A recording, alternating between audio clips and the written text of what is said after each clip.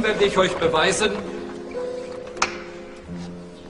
dass Gott, wenn es ihn gibt, böse ist.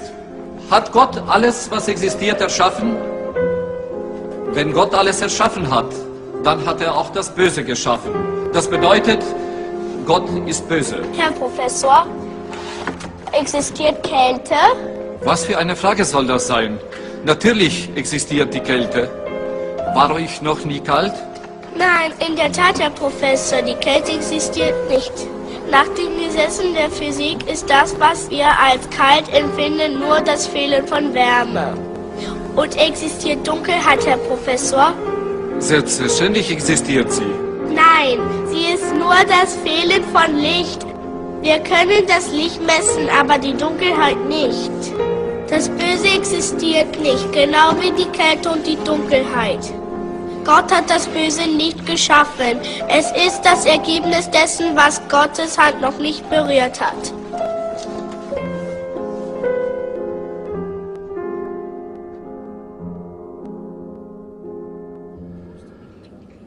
Me interesa decirles que en la época moderna a veces se piensa que la ciencia y la fe estén opuestas, pero hoy yo les voy a presentar el lugar en el que se abraza la ciencia con la fe, demostrando esta maravillosa interacción. Cuando hablamos de ciencia, hablamos del conocimiento que deriva de comprender fenómenos naturales próximos a nosotros, a conocer peso y medida, y al conocer nuestra naturaleza nos proyectamos no solo a conocer lo que es el hombre, sino también todo lo que nos rodea. Y esto nos lleva ciertamente a lo que está más allá de nosotros, como es el espacio, y ciertamente esto nos hace preguntar si realmente venimos por casualidad, si Dios nos ha creado, y es el hombre el que decide si va a optar por una fe o no, porque la fe, de acuerdo a nuestro catecismo, es una adhesión libre y voluntaria a la verdad revelada porque confías en quien la ha revelado, pero eso depende de ti. El texto bíblico del capítulo 1, versículo 2 del Antiguo Testamento en el Génesis dice que el Espíritu de Dios se movía sobre las aguas. Y en el versículo 1, 26, 27, tenemos la maravillosa enseñanza de que Dios crea al hombre a su imagen y semejanza. Cuando hablo de imagen y semejanza, obviamente estoy hablando de esta naturaleza espiritual extraordinaria. Y tanto el hombre como la mujer son creados en esta perfección. Entonces, cuando hablamos de la relación ciencia y fe, vamos a hablar de este hombre, de esta naturaleza que pesa, que tiene un contenido biológico, y de una naturaleza espiritual, porque el hombre es cuerpo y alma espiritual. El hombre ha sido siempre muy curioso, le ha interesado conocer su entorno cercano y lejano, ha sabido comprender lo que pueda ser el mundo microscópico gracias al desarrollo tecnológico, y esto nos ha sumido en una historia de una civilización que nos lleva 5.000 años revelándonos maravillas sobre la historia del hombre, pero también en este recorrido el hombre ha ido creando sus propios conceptos que no siempre han ido acorde de acuerdo con la enseñanza original de la palabra revelada. Son los griegos que ya 400, 500, 600 años antes de Cristo empezaron a entender de que el hombre no solamente era cuerpo, sino que también era naturaleza espiritual. Cuando ellos miraban el espacio, pensaban claramente de que había algo más allá. Ellos sospechaban en esa maravillosa trascendencia. Mi planteamiento trata de presentar al hombre moderno desde el punto de vista científico de que el hombre realmente tiene cuerpo y alma espiritual. E insisto en el tema espiritual porque nosotros nos educamos, nos formamos, nuestro cerebro asimila información específica y en base a esto vamos elaborando nuestras actitudes. Ustedes están aquí, seguramente la mayoría, porque cree, porque tiene fe, porque cree en Dios. Pero en los datos que les presento, la revista Nature, que es la revista científica más avanzada en el mundo, hizo varias encuestas para poder demostrar si los científicos, que los llaman grandes científicos, aquellos premios Nobel, aquellos premios de la ciencia, si ellos creen que el hombre tenga naturaleza espiritual o no. Ahí tienen distintos datos. Por ejemplo, el año 98, 72.2% no creen que Dios sea una persona, y en este momento 75% de los científicos no creen que el hombre tenga una naturaleza espiritual. Y eso es lo que circula en el ambiente científico que yo frecuento. Les presento una referencia que he tratado de actualizar en mi último libro, Cuando la palabra sana, para mostrarles de que nosotros aprendemos, pero aprendemos lo que el ambiente nos propone. Y aquí tienen ustedes una serie de referencias, como por ejemplo el pluralismo ideológico, en el que hoy, gracias a la libertad que existe, también algunos aprovechan y nos hacen propuestas que no son valiosas, donde temas que no corresponden a la naturaleza nuestra, como por ejemplo el asesinato de niños en el vientre materno, quieren mostrarnos como si esta fuera una verdad valiosa desde un punto de vista social. Entonces vivimos una sociedad que nos hace muchas propuestas y nosotros los católicos deberíamos ser muy críticos, porque el Señor dice: el que camina conmigo no camina en la oscuridad, ustedes son hijos de la luz, sean sal de la tierra. Entonces tenemos que serlo. Yo viajo por el mundo, me encuentro con mucha oscuridad y por eso creo que hoy más que nunca estos encuentros son importantes, pero estos encuentros valen si tú aquí recibes la antorcha y la utilizas para incendiar, para iluminar tu ciudad, tu país, tu familia y tu propia vida, porque si nosotros no hacemos vida de lo que sea esta palabra, entonces la palabra no va a dar frutos. Cuando hablamos de ciencia, hablamos del conocimiento natural, de experiencias que tienen leyes físicas y naturales de peso y medida que nosotros podemos controlar. Esto tiene estas características, tú pesas 40 kilos, tienes tanto de grasa, puedo hacer leyes. La ciencia va a hablar de todo lo que puede ver, tocar, pesar y medir, estableciendo leyes que se pueden repetir. Pero cuando entramos a la verdad de fe, a la verdad sobrenatural, entramos ya a una dimensión que va más allá de lo tangible, más allá de aquello que pesa y mide. Y a este conocimiento solo puedo llegar a través de la revelación, porque yo no voy a tener una prueba tangible. Ustedes no lo han visto a Dios, pero creen en Dios. Ustedes no han visto a Cristo presente en la Eucaristía, pero creen que Cristo está presente en la Eucaristía. Y hoy en la sociedad moderna, pues tenemos, los que tenemos fe, creemos en esta revelación, pero yo he sido ateo hasta los 44 años. Yo no creía en Dios absolutamente. No es que me hubiera peleado con la iglesia, simplemente era un ignorante, estaba dedicado totalmente a la ciencia en Europa y yo no conocí la naturaleza espiritual del hombre. Podía ayudar a un pobre, atender a una monja o a un obispo en mi consultorio y hacerlo gratuitamente porque yo valoraba la obra que ellos hacían, pero no lo hacía ni por fe ni porque yo pensaba en la obra espiritual que ellos estaban haciendo. Nos preocupamos en la época moderna de cómo el hombre se ha ido alejando bastante de lo que es esta naturaleza espiritual. Pero esto no ha empezado en los últimos años.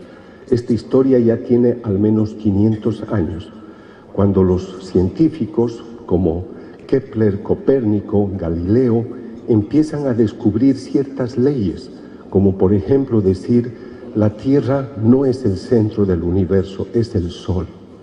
Y empiezan a haber unas discusiones entre palabras que enseñaba la autoridad de la Iglesia en ese tiempo y lo que la ciencia iba descubriendo. Entonces, la ciencia se va haciendo muy independiente de lo que sea la fe y crea una propia identidad. A mí me interesa, tengo un libro que se intitula Más allá de la razón, un diálogo complementario entre la ciencia y la fe, para mí hoy es muy claro de que la razón y la fe, como decía Juan Pablo II, son las dos alas con las cuales uno se eleva a la conquista de la verdad. Pero eso depende de las personas. En el pasado han habido individuos que cada uno ha ido haciendo su propia teoría. Como nos habían enseñado que Dios estaba en todo, había griegos que pensaban que los planetas eran movidos por la mano de Dios. Los fisiólogos católicos de esa época, del siglo XII, del siglo XIII, pensaban que había circulación sanguínea porque Dios le estaba soplando a cada persona su circulación. Entonces, cuando descubrieron que habían leyes propias, fisiológicas, o descubren la ley de la gravedad que explica el movimiento de los planetas, pues la gente dice, entonces este Dios no es tan poderoso, no está en todas partes. O sea, había un pensamiento muy mágico que la ciencia iba explicando, pero la gente empezó a crear divisiones. Y hubo un pensador muy conocido que además había estudiado teología, Erasmo de Rotterdam, en Holanda, quien hizo un libro que se intitulaba El elogio de la locura, y se empezó a burlar no solo de la autoridad de la Iglesia y de su enseñanza, sino también del pensamiento social de la época. Pero era ya la primera vez que la gente se ponía a criticar a la verdad de fe. O sea, la gente empezaba a perder el respeto a lo que era la enseñanza espiritual. Algunos perdieron el respeto, otros no, quisieron ser muy honestos. El mismo Galileo era un hombre creyente, él no se quiso pelear con la verdad, solamente que no hubo la plataforma para establecer un diálogo abierto como podemos tenerla en este momento. Luego vienen otros personajes que ustedes conocen, por ejemplo Darwin, que ya inspirado en Lamarck empezó a decir, pero hay un común denominador, las especies se desarrollan. Pero el mismo Darwin decía, si el hombre tiene una relación con especies anteriores, como puede ser el mono, en su libro El origen de las especies dice, pero todo esto está relacionado a un diseño inteligente. Él no niega que pueda ser el proyecto de Dios. Son los que vienen, después él también se retracta, pero los que más empiezan a crear la dificultad son sus seguidores. Algunos como estos que tenemos ahora en la actualidad, este profesor se llama Richard Dawkins, es un biólogo muy famoso de la Universidad de Oxford, voy a hablar un par de veces de él. Él no ama la religión, él no ama nada de Dios, son hombres muy preparados, estudian la Biblia, aprenden griego, aprenden latín, solo para criticarla, solo para mostrar de que todo eso no es verdad. Entonces hay pensadores como Nietzsche, que él proclamaba y decía, no, yo tengo que declarar la muerte de Dios. Él quería que en el mundo exista lo que hoy se impone en muchos lugares, y es el nihilismo. Sin Dios todo es posible, la gente no quiere una norma.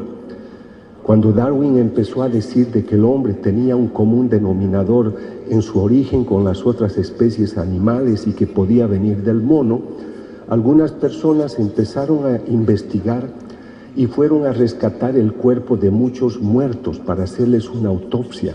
Como en la Biblia dice de que la mujer fue creada de la costilla de Adán, exhumaron cadáveres para contarles si a los hombres les faltaba una costilla.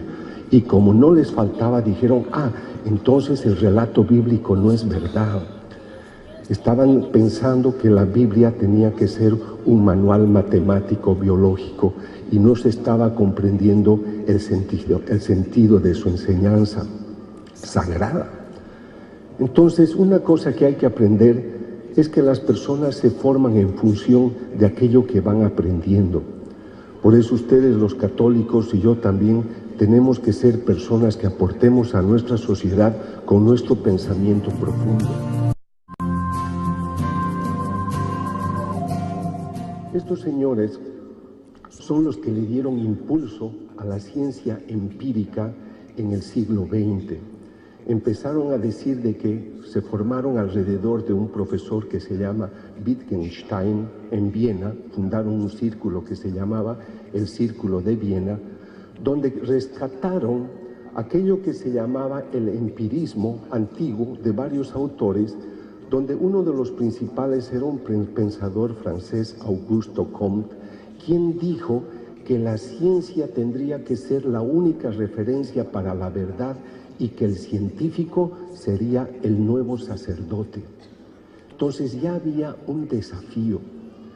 En los años 1920-30 empiezan alrededor de un grupo que se llamaba el Círculo de Viena, pensadores, amigos de Wittgenstein, que empiezan a decir, hay que rescatar el empirismo, lo vamos a llamar neoempirismo, experimentalismo, y solo la verdad será aquello que puedo ver, tocar, pesar y medir. Y cuando le dicen a Wittgenstein, ¿qué hago ahora con la teología? ¿Qué hago con la revelación? Dice, eso es poesía, eso es metáfora, eso es literatura. Entonces hay algunas personas que piensan que porque ellos consideran una cosa así, tiene que ser. Ustedes no han visto el otro lado, no han visto Marte, pero creen en Marte, porque confían en lo que los científicos han ido descubriendo. Hablamos todos del colesterol, no hemos visto el colesterol, pero estamos preocupados porque confiamos en esa palabra. Pero qué extraño que el hombre prefiera creer que venimos del mono y no creer que venimos de Dios. Les voy a presentar un personaje que tienen que conocer y cuando tengan tiempo léanlo. Se llama Richard Dawkins. Lo llaman el mastín de Darwin. Es un famoso profesor de biología y zoología. Él es el que ha preparado este libro, lo ha escrito El espejismo de Dios. Él dice que es la evolución primitiva del mono lo que nos ha llevado a la fe, de que el hombre es supersticioso, y él justamente para educar a la gente diciendo que es una banalidad tener fe, creer en Dios y tener religiones, él es el que hizo esta campaña para poder alquilar 800 autobuses en Londres en los que había un letrero que decía probablemente Dios no exista, así que vive tranquilo y no te preocupes. Y después de esa campaña se ha hecho una campaña muy grande en todo el mundo donde se ha tratado de explicar eso. Vive sin Dios, no es necesario rezar, millones de neoyorquinos son buenos sin necesidad de Dios, sin necesidad de la oración. Y estas son campañas grandes y muy potentes, gastan millones de dólares.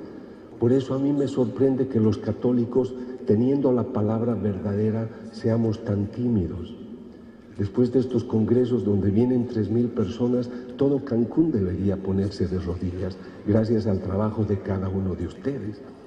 Entonces es muy importante que entendamos de que hay gente que se mueve profundamente para desorientar sobre la verdad revelada y lo hacen supuestamente con bases científicas, porque ellos quieren pruebas para todo. Dicen, dame la prueba de que el alma existe. Y tienen también su cierta picardía, porque esta campaña, Dios no existe, probablemente, así que vive tranquilo, hicieron una gran campaña en España justo en Semana Santa, que era cuando más la gente trabajaba. Este es el último libro de Richard Dawkins, la magia de la realidad, pero él ha preparado también un libro para niños. Está muy preocupado de que el niño sepa de que no hay Dios, de que el hombre no tiene naturaleza espiritual. Por eso es de que nosotros debemos conocer qué es lo que está ocurriendo a nuestro alrededor. Y son científicos, en su campo son maravillosos. Este es el profesor Francis Crick. Él ganó el premio Nobel porque él descubrió cómo se forma la doble hélice en genética.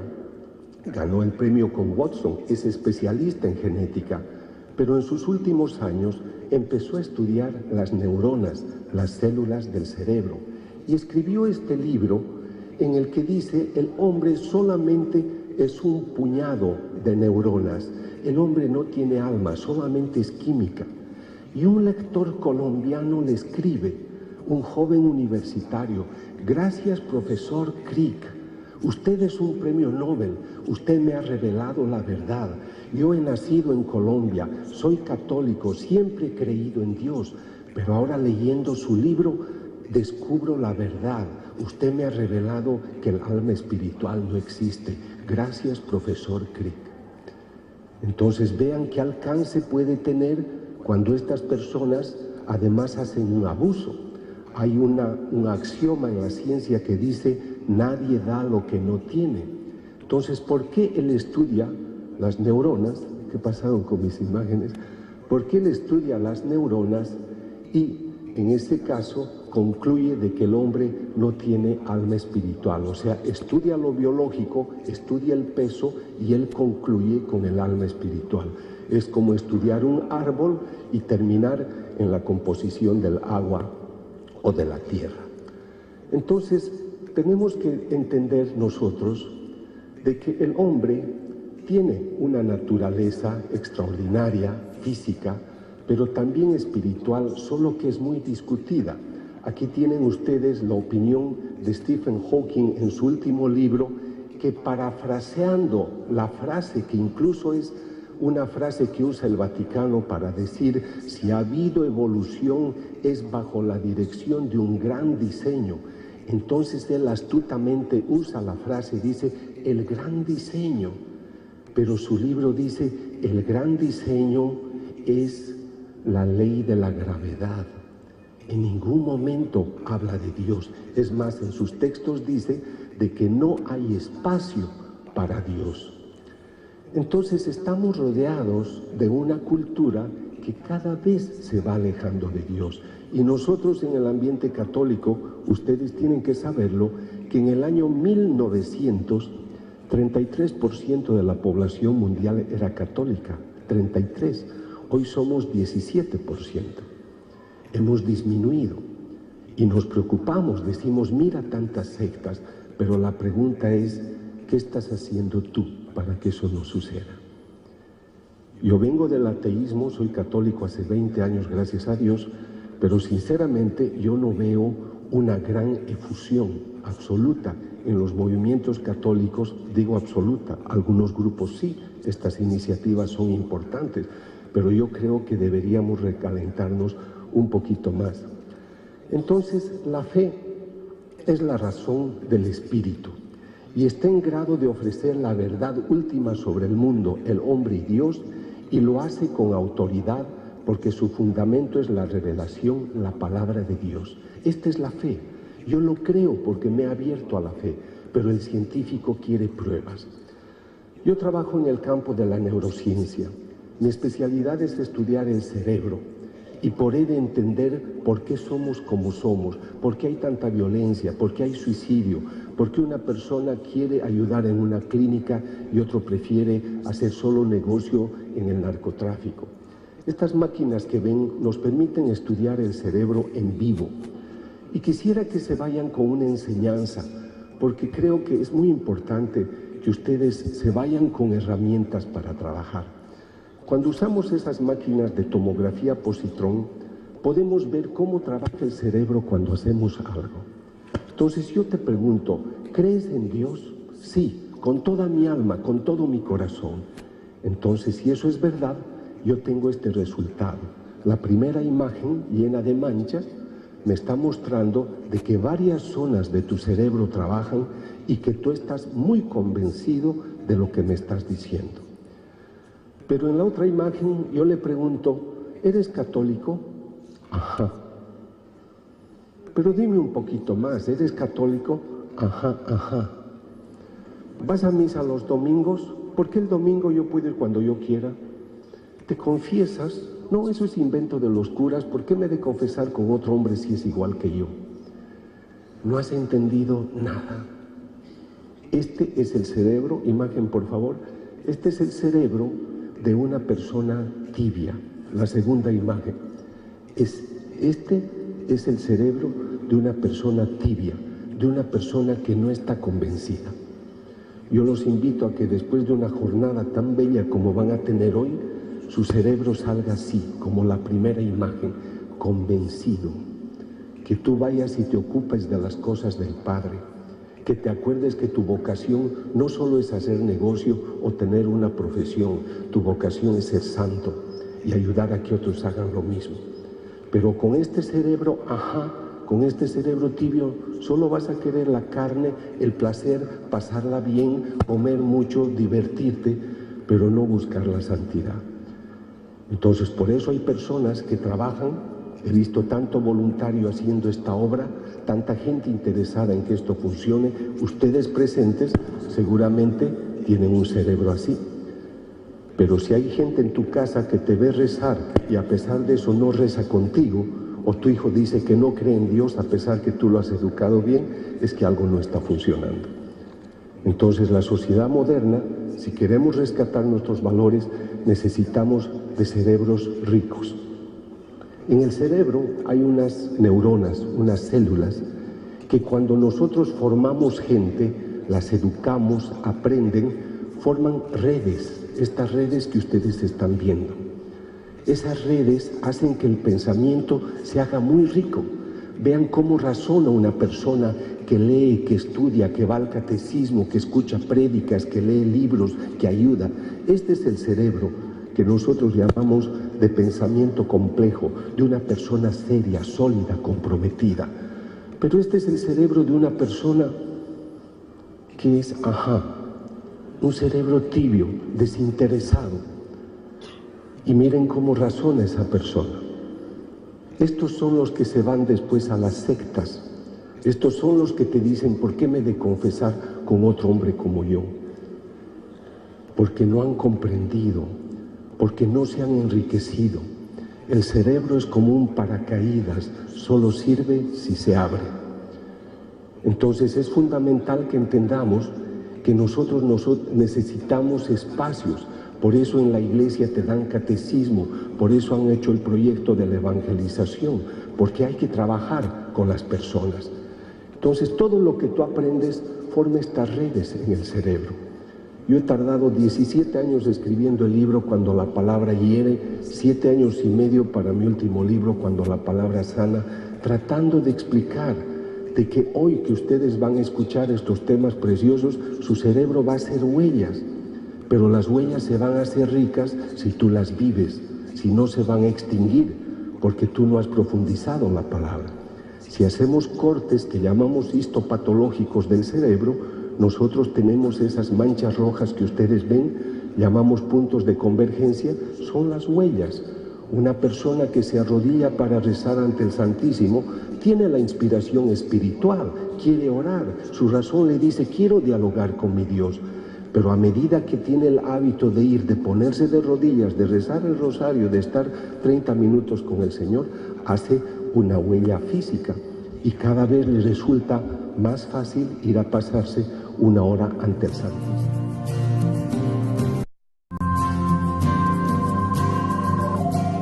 Entonces la ciencia se ha dedicado a estudiar maravillas, podía pronosticar la velocidad de un planeta, pronosticar en qué punto se va a encontrar de aquí a 3 años. Y se hizo muy soberbia y a ustedes les decían, demuéstrame que el alma existe, demuéstrame que Dios existe, quiero verlo, quiero tocarlo. Pero la ciencia se hizo humilde en 1900, cuando el profesor Max Planck penetra en el laberinto del mundo subatómico y empieza la física cuántica, demostrando que en ese mundo cuántico ocurrían cosas extraordinarias. Los fotones de la luz podían comportarse como partículas físicas y como ondas, y no sabían cómo explicar el por qué. ¿Cómo puede suceder que algo se vuelva de partícula y empiece a funcionar como onda? No puede ser. Y lo que más les rompe la cabeza, que estaban ellos acostumbrados a ver los planetas que se movían en una órbita, pero cuando entran a estudiar las partículas de electrones, se dan cuenta que el electrón salta, fíjense cómo salta de una órbita a otra y no lo pueden explicar. Y empieza la ley de la indeterminación. Puedes ver cosas, pero hay ley de probabilidades, no lo podemos saber todo. Estos profesores ganan el premio de física el año pasado y dicen, Han ganado el premio porque han descubierto cómo se extiende el universo. Y les preguntas, ¿y por qué se extiende? No sabemos, hay una fuerza oscura. No lo podemos saber todo. Y queremos pero decir, Dios no existe. 13.800 millones de historia de un planeta maravilloso, de un universo que se expande, y una persona porque tiene un título dice, Dios no existe. Es demasiado atrevimiento. Yo he vivido también en esa oscuridad. Entonces lo que a mí me interesa, les he dicho, mostrarles hoy el lugar donde se abraza la ciencia con la fe. Pero para eso te tienes que poner de rodilla, tienes que abrir tu corazón e ir más allá de la razón experimental. La ciencia ha ayudado a estudiar la sábana santa de Turín, la sábana en la que se ha envuelto el cuerpo del Señor.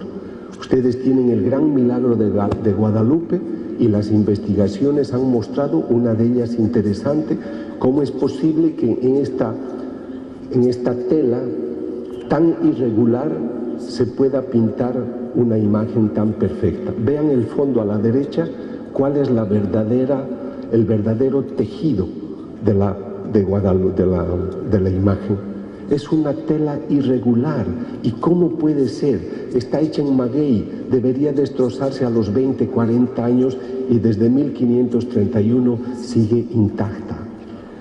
Entonces la ciencia puede ayudar a entender muchas cosas. Yo estudio estas imágenes que exudan. ¿Será verdad, doctor? Esta imagen exuda ya 500 veces en Cochabamba, Bolivia.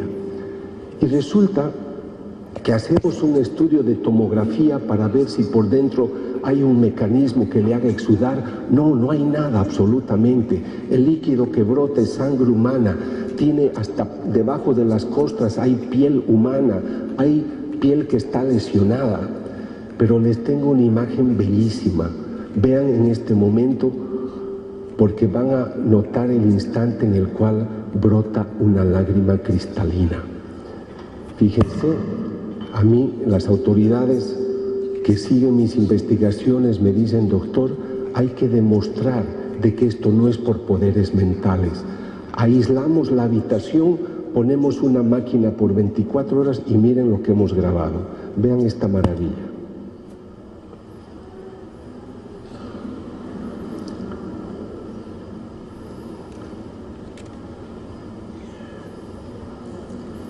Entonces la ciencia puede ayudar a que se entienda estas cosas. Hice un documental que se llama Historia de un signo, donde están todas las pruebas y las opiniones científicas.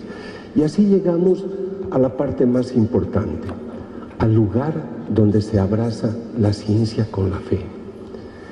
Nosotros por fe creemos que Cristo está presente en la Eucaristía. En esa noche extraordinaria de Jueves Santo, el Señor instituye su sacramento. Desde hace 2000 años los sacerdotes siguen el consejo y el mandato. Hagan esto en memoria mía. Y alrededor de la Eucaristía se inicia nuestra vida, nuestra Iglesia Católica, nuestra vida cristiana.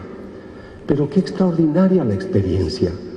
Desde el siglo VIII en Lanciano empiezan a exudar un líquido rojizo algunas hostias.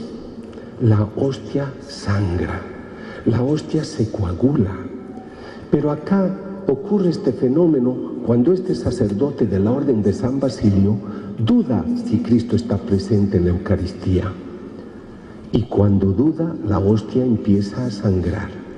Se consolida, se vuelve una sustancia que se estudia luego y es músculo del corazón. Y lo que era el vino se ha convertido en sangre. El profesor Linoli es invitado por las autoridades a estudiar y él demuestra. Y la sangre es de tipo AB. La hostia se ha vuelto carne, músculo del corazón. Y tenemos muchas experiencias parecidas. Yo les cito las principales. Este es Bolsena, cerca de Orvieto, donde otro sacerdote dudaba si Cristo estaría presente en la Eucaristía. La hostia sangra, el Papa Urbano IV se conmueve por lo que ve y conmovido por ello establece la famosa fiesta de Corpus Christi. En la historia de la Iglesia hay varios de estos temas que podemos estudiar, pero yo jamás me habría imaginado tener la bendición de investigar en propia persona 6 hostias que sangran.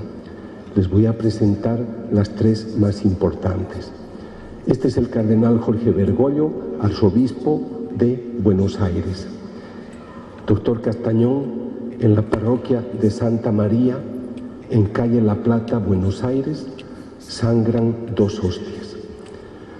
El padre Alejandro Pesé celebra la Santa Eucaristía, una mujer se acerca a recibir la comunión y la recibe en la mano. Se le cae la hostia y la mujer se sale, no quiere ya comulgar. El padre toma la hostia, la pone en un recipiente con agua para que se disuelva, es norma de la Iglesia, pero en vez de disolverse, se llena de una sustancia rojiza.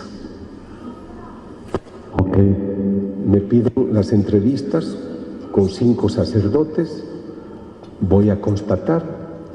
Mientras estoy investigando, me cuentan que además de la hostia del 96, otra hostia sangró. Otra hostia sangró el año 92. Los primeros estudios muestran de que se trata de sangre humana y se obtiene, igual que en cualquier persona humana, todos los tipos de glóbulos blancos que hay en la circulación sanguínea. Se llama perfil leucocitario.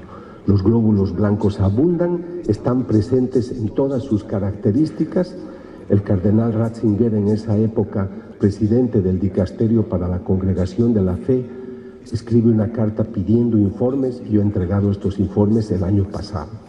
Tomo varias muestras, en realidad son 2 muestras, una de una sustancia conservada en líquido y otra seca.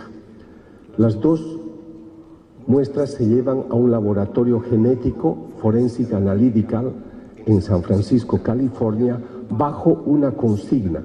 Los estudios son blind test, es un test a ciegas.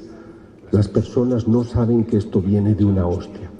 El informe que ustedes ven constata que una baja concentración de ADN se ha descubierto. Es sangre humana y tiene la unidad biológica por excelencia que tenemos todos los humanos, ADN humano. Por lo tanto, esto es de una persona. Luego me dicen, doctor, se ha descubierto algo que parece piel humana, lo hace el profesor Lorenz. Cuando habla de piel, yo pienso que no es piel y me voy a Italia con 2 colegas australianos a buscarlo al profesor Linoli, que ha estudiado la hostia del Lanciano. Él dice, esto no es epidermis, probablemente es tejido del corazón.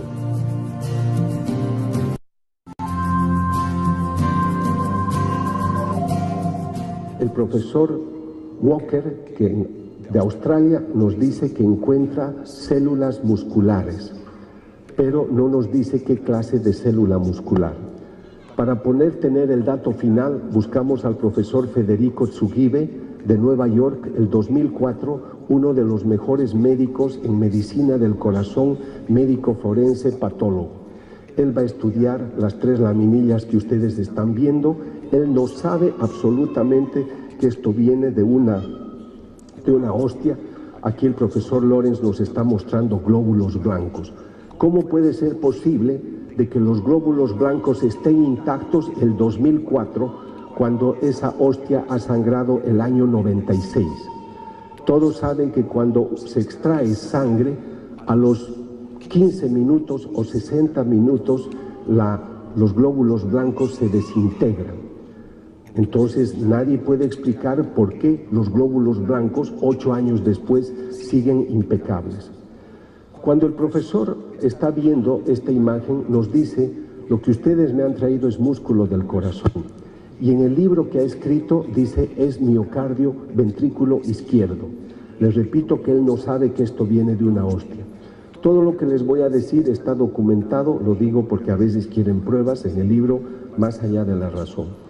Porque están los certificados donde en este momento el profesor dice, su paciente ha sufrido mucho. ¿Por qué ha sufrido mucho? Porque aquí hay unos trombos, hay unas lesiones. A su paciente le han golpeado en el pecho a la altura del corazón. Entonces, él nos explica de que mi paciente ha tenido, él dice, en el informe de 2005, las tiras contienen tejido cardíaco que evidencia cambios degenerativos. Estos cambios degenerativos son concomitantes a un reciente ataque cardíaco. ¿Por qué dice reciente el médico forense? Porque ve glóbulos blancos intactos. ¿Cómo puede ser que los glóbulos, aquí hay médicos, pregunten, ¿pueden los glóbulos blancos fuera del organismo estar activos, intactos, 8 años después? Y el profesor dice, su paciente tuvo el infarto posiblemente por un severo golpe en el pecho a la altura del corazón. Entonces la investigación de Argentina muestra, se trata de sangre, músculo del corazón, miocardio, ventrículo izquierdo. Pero hay una sorpresa para ustedes porque me han caído muy simpáticos. Escuchen. El corazón tenía actividad dinámica el momento que se tomó la muestra. ¿Qué me estás diciendo? Estoy diciendo que cuando el doctor Castañón tomó la muestra, el tejido estaba vivo. ¿Por qué dice usted eso? Porque hemos encontrado glóbulos blancos intactos y los glóbulos blancos intactos solo pueden haber llegado al tejido por circulación sanguínea. O sea que cuando usted tomó la muestra había circulación sanguínea y este tejido estaba vivo. Doctor Zugibe, le vamos a decir ahora de dónde viene esto. ¿De dónde viene? Viene de una hostia consagrada que los católicos comulgamos.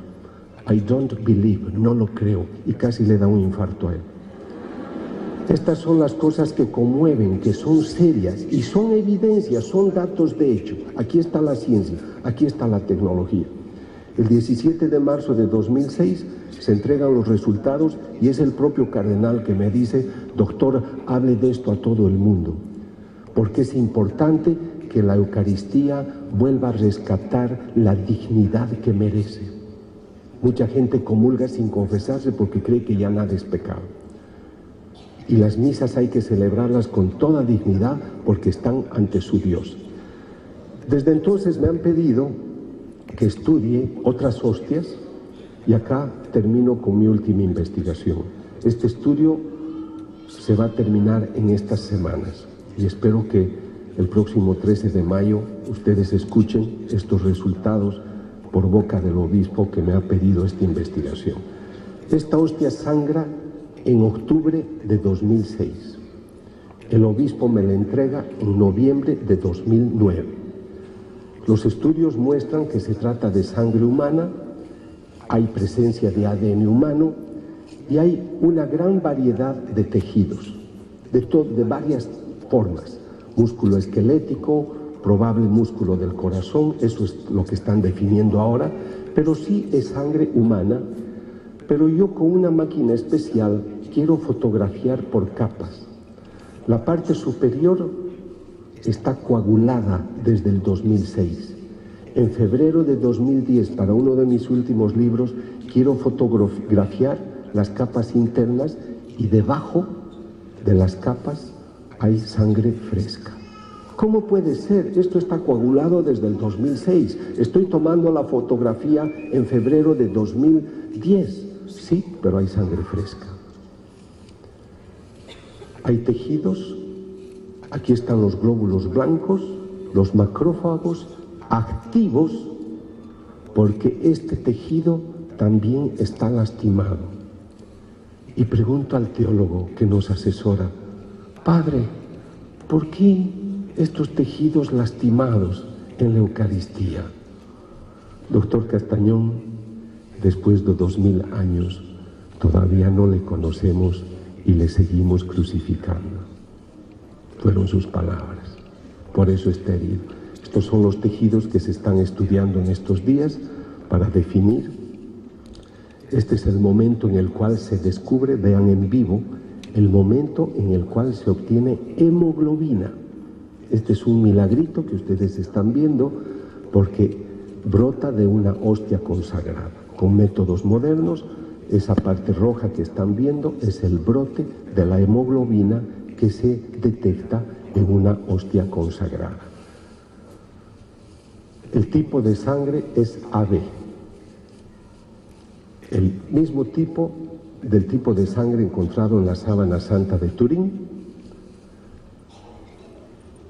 Y con esto voy terminando. Esta es la Eucaristía, la sagrada forma, y tú por fe crees que Cristo está presente en la Eucaristía. Tú no has visto otra cosa. Pero Dios permite un milagro. Y el teólogo León Dufour dice, el milagro sucede para demostrarte que aquello que tú crees es verdad. Y permite que unas hostias sangran y que las podemos estudiar y dar una prueba técnica, física, que puedes ver, tocar, pesar y medir. Yo les he prometido, les mostraré el lugar en el que se abraza la ciencia por la fe. Aquí está. Mi fe me enseña esta presencia, pero el poder del Espíritu Santo me enseña de que Él hace el milagro en la Eucaristía. Y eso me ha hecho entender la importancia de la vocación sacerdotal, porque el único que puede consagrar es el sacerdote. Y cuando hablo a los ateos les digo, en el momento que el sacerdote consagra, solo pide en una oración, en el momento de la epíclesis, pido que por el poder del Espíritu Santo este pan se convierta en carne, este vino en sangre. Hace la señal de la cruz y el milagro sucede. Tú no ves nada, pero Dios permite el milagro para que después lo veas. Por eso hay que orar por la santidad de nuestros sacerdotes, y ustedes tienen que estimular la vocación sacerdotal y religiosa en sus hogares, porque sin sacerdote no hay Eucaristía. Entonces el Señor dice en Juan 6:51, yo soy el pan de vida que ha bajado del cielo, el que coma de este pan vivirá para siempre. El pan que yo daré es mi carne. Aquí tienen la prueba que su palabra se cumple. Y me encanta decirles que nuestro Dios es un Dios vivo, que se hace presente. Vamos a tener la Eucaristía y gócensela. Tienen el Santísimo en adoración, vayan a hablar, porque nuestro Dios es un Dios vivo, que oye tu plegaria, que habla contigo si tú le quieres escuchar. Pero ¿con qué quisiera terminar? El Señor le dijo a Faustina Kowalska, el hombre no hallará paz hasta que se aproxime a la fuente de mi misericordia. Ustedes viven la violencia en México. Cada país tiene su problema. ¿Quieres una solución? Está bien que se reúnan los mandatarios, pero tú te tienes que poner de rodilla, porque los mandatarios del mundo no todos se van a poner de rodilla para pedirle a Dios el favor. Tú lo tienes que hacer. Y es ahí donde yo propongo, hemos formado un movimiento que se llama Discipulado de la Misericordia, DIMI, ahí tienen la dirección. Quisiera que se unan a la oración de intercesión. Hay que orar por su país, hay que orar por el mundo. El Señor dice en Isaías 62:6, sobre tus murallas, oh Jerusalén, he puesto centinelas todo el día y toda la noche, no callarán jamás. Los que se acuerden del Señor no descansen ni le den tregua hasta que restablezca Jerusalén y la ponga por alabanza en la tierra. Tú tienes que decir, sobre tus murallas, oh México, he puesto centinelas, y esos centinelas tienen que ser ustedes. Si quieres un mundo mejor, tienes que ponerte de rodillas y tienes que llevar a tu pueblo a la fuente de la misericordia. Gracias y que Dios les bendiga. Gracias.